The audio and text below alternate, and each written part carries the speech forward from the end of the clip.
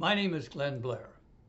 Welcome to A Geezer's Perspective, a periodic rant on things I find interesting but don't know much about. I want to ask you something. Well, actually, I want to ask you to think about something. Surveys. 2 questions. Do you believe in them? Do you participate? For me, I don't really trust them anymore. We used to have a couple, the Nielsen Survey about TV watching, and Gallup polls for political and social issues.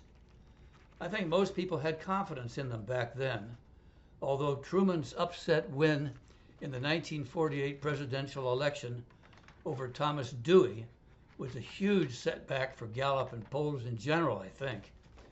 A few of you might remember Truman holding up the first edition of the Chicago Tribune with the headline, "Dewey defeats Truman."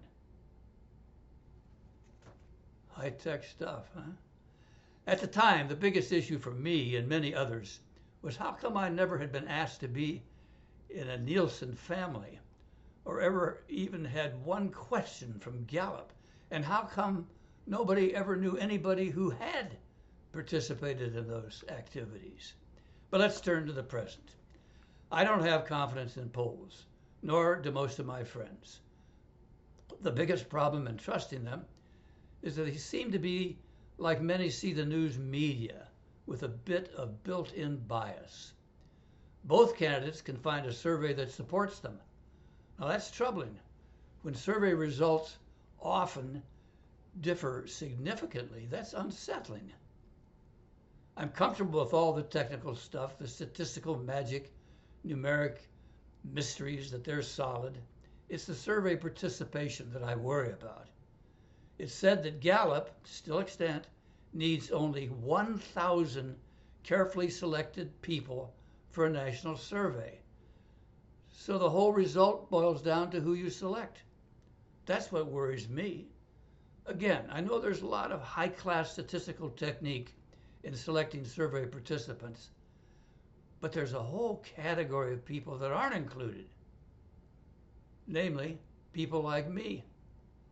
I don't do any kind of survey, from the National Political Survey right down to the requests for reports on the quality of service I've received from hospitals, plumbers, restaurants, phone service.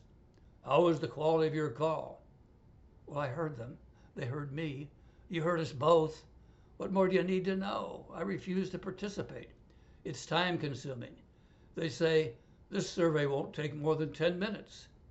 But when you start, you discover there's page after page of, to me, highly irrelevant questions that are too long, impossible to answer.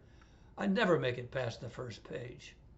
What I'd like a survey on is what percent of people that start and don't finish. Because it's those folks that are giving us the results.